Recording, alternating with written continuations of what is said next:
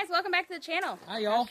Yeah, you've got us in a bad area right here. Yeah. Sun's shining right in our face, and It's not me, it's the time of day. The sun is the problem.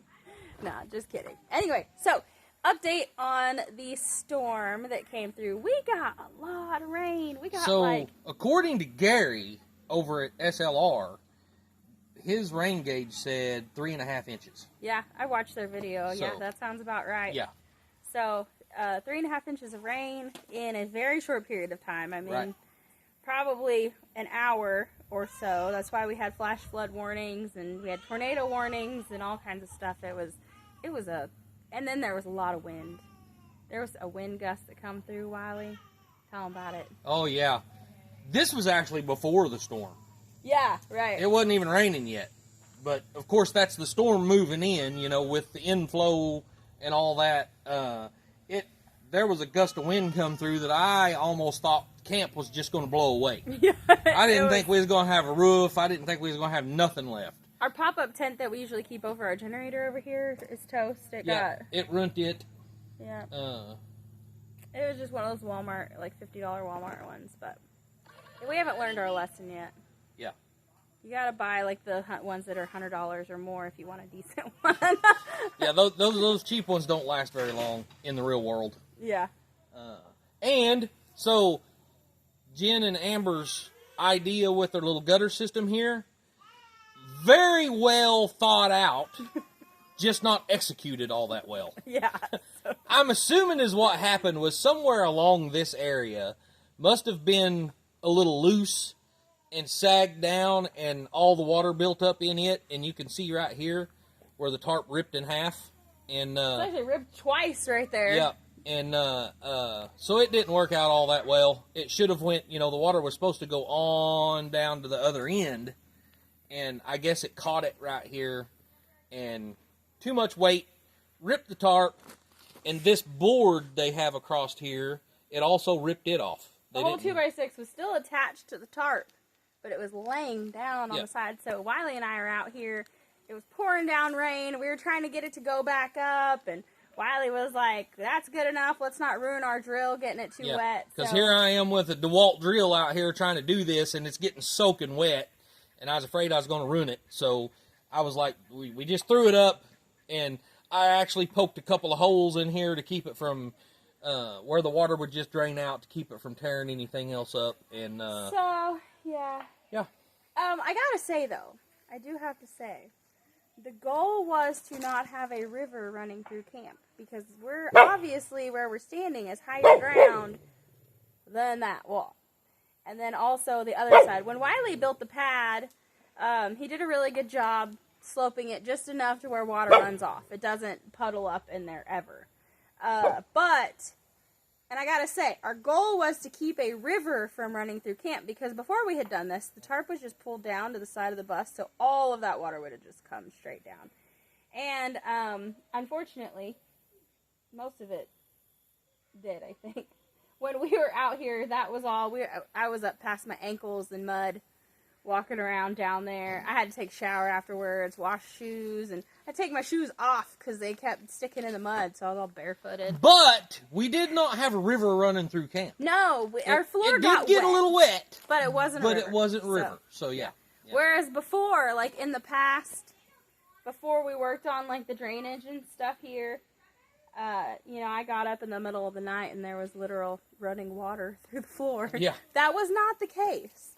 Although we had everything picked up, and we do have our couch and our love seat is sitting on kind of a waterproof rug. So I don't think that it got wet. I think the water went underneath that, which is good. I don't know. Anyway. But yeah. So, good idea. But it could have been executed better because it didn't work. Yeah. We probably should have pulled the tarp a little bit tighter on this side. I'm thinking is what happened. So that it wouldn't have been able to pull up so much. I think you had slack up onto the roof. Yes. And you didn't realize it. And you done what you could down here, but once it got a little weight on it, it pulled that slack tight, so it made it lower. Right. I think that's what happened. I don't know. I mean, and it's fine. It's not that big a deal. We didn't watch it happen. Matter of fact, it's fine. It's not that big of a deal because when we get done with this video, that tarp is coming off. We're taking the tarp and everything off of camp, and we're going to start putting up trusses tomorrow. So I'm excited and nervous at the same time. Very nervous. Very nervous. But, yeah, whatever. I mean, it's got to happen, guys. I mean, we've got to do it. I'm nervous because, you know, while the news forecast says there's no rain for the next week, y'all know how accurate the weatherman is. Well, that's like, what was it? Was it yesterday or day before yesterday? 0% chance of rain, and we woke up and it was raining. And then you look at the forecast, and it didn't even say it was raining. And we're like, obviously it is, because we can, you know, feel it when we go outside. Didn't even show that there was any rain in the area, but it was raining. So we're going to have to find some of our smaller tarps, have some trash bags or something ready. Just for emergency. In case it does start raining, we can throw something over the couch and our power banks and things that shouldn't get wet. Right. Well, hopefully, you know, we do this, get to work tomorrow, we should have the trusses up, and then we can just throw the tarp back over the trusses until we get the roof up. Mm-hmm. Which I want to throw the tarp over the trusses and leave the tarp there when we put the metal on anyway. That way, you know, it's just an extra layer of security and, you know, insulation, I guess. I mean, not like it's going to be much insulation, but at least you're going to have, you know, it's going to be a tarp and then metal. So. And tell them how we're going to do it versus how other people would probably do it. I don't know what you're talking about. Decking versus runners. Oh, yeah. Well, any pole barn is built with runners. Yeah, so it's basically going to be a pole barn, Instead of being like full decking all the way to the ridge, it's just going to be a runner every 24 inches, and then the metal roof will be bolted to those runners, or screwed to those runners. Yeah. So we'll have our trusses that go, you know, like this. And then we'll have boards that run across and hold them all together, and then that gives us something to put our metal on. Right. So, most people, but building a house is when you do the decking, right? Right. So. Yeah, all pole barns are done with runners. Yeah. So, anyway, well, most of them. I mean, unless it's something special, but whatever. Or fancy. Yeah. We ain't fancy. But believe me, decking, trying to buy enough, I mean, even if we done OSB to buy enough to deck this whole thing would be outrageous. There's just not, it's not even in the question. So it's not anywhere near our budget. So we're skipping that step. Guys, if you haven't noticed yet, we're masters of doing with what we have, working with what we've got. So we've decided to call it a pole barn and not a house. It ain't really a house anyway. Yeah, no. It ain't our forever home. So, but anyway, so today and yesterday, I've been over at Sean and Rachel's at Back to Good. Yeah. And we'll link them in the description. Yep. So y'all can go check them out. They, man, guys, I gotta tell you, I've got to pat myself on the back. Wiley even impresses himself sometimes. Their yard is just amazing difference. It's like, you wouldn't even realize it was the same place whenever I got done with it yesterday. And then today I delivered gravel and we put gravel all over the yard. And it was funny, I got there this morning and I was like, you know, I've been racking my brain, who in their right mind would want to put gravel on their front yard? I forgot they're from Arizona. They don't know what grass is. You know, the funny thing is when I talked to Rachel when they still lived in Arizona, she was always telling me about how many rocks she was finding in her yard, and she was digging them out and piling them up. Yeah. So, now she wants rocks over her yard. Anyway, it turned out awesome. I did break my trailer while I was over there. So, I've got to do some welding on it this weekend, maybe. What did you do? You didn't even tell me. Yeah, no, I ain't even got a chance to talk to you. Right, yeah. Yeah. So, the tailgate on the trailer, it's got two different ways of opening it. So, it opens like a barn door, and that's whenever you just want to dump something out into a pile. And then it also opens like a... spreader gate? It's a spreader gate's what they call it, but it folds up. Well, there's little chains that you hook onto the side of that gate to keep it from opening too far. So if you want to spread a load of gravel, you only let it open so far, and then you drive forward, and as it falls out that small crack, it spreads the gravel real nice. You guys have probably seen me do it before on a couple other jobs we've done. Of course, I'm still trying to get used to it on the trailer. But anyway, it's an old technique of spreading gravel with a dump truck or a dump trailer or whatever. Well, those chains are real super light duty chains. That explains it, because we found a lot of issues with this trailer that we would have done differently. And where they welded, so it's a chain link that's welded onto the side of the trailer. They welded it vertically. So whenever the gate opens, the chain... Do you want to just go show us real pulls quick? on it, the wrong way, the wrong direction. You want to just go show us real quick? I mean, if you want to. Yeah, let's go check this out so y'all can understand, so I can understand. Yeah. Yeah, see you in a second. All right, guys, here we are. So, for one thing, these are some super cheap, very thin chains. Matter of fact, look at that link. That's the link that I've been using to spread with, and it's already bent that link of that chain. But, so, if you see right here, you can see where it's broke. Pulled that out, broke it. But they welded the chain link onto the trailer this way. So imagine the trailer being here and it's welded on this way. So when the tailgate opens, see, it's pulling on this chain link the wrong way. Instead of welding it horizontally to where it's in its natural position, they welded it this way.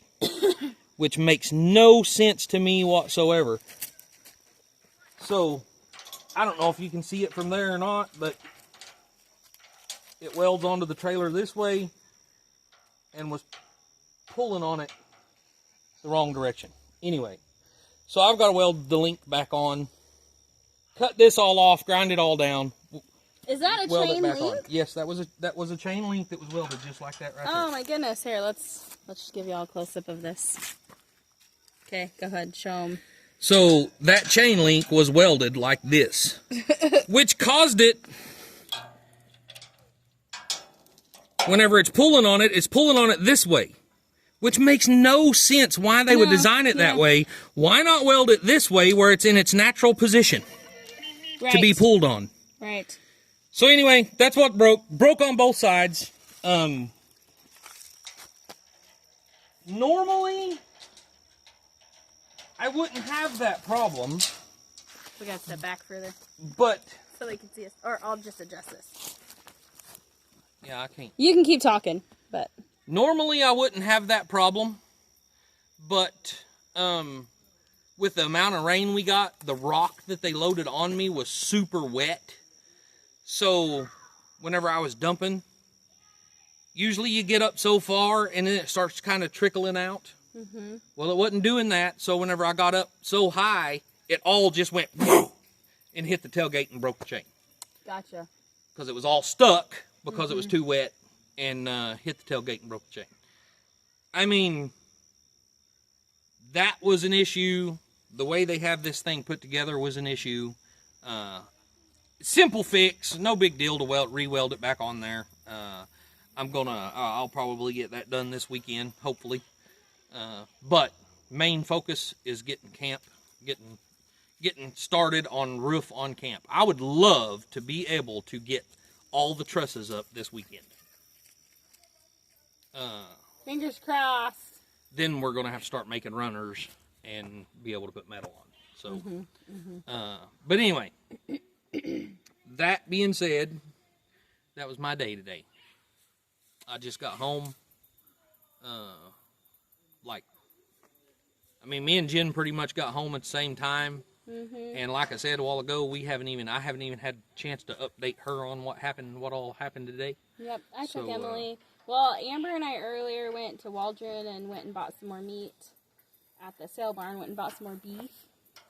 And then we came back and had to take Emily to town to go check on a job application.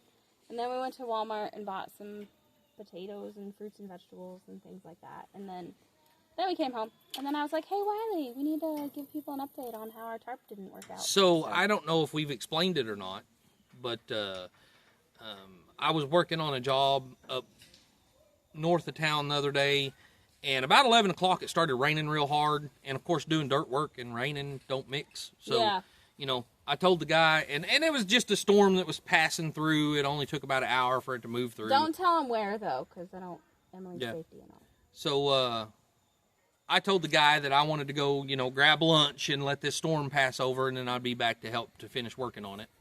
And so I did, and I just happened to stop at a little restaurant, and while I was there was a lady in there talking about that was her last day. She was retiring, one of the waitresses. So I asked, I was like, hey, will y'all hire, you know, a 16-year-old?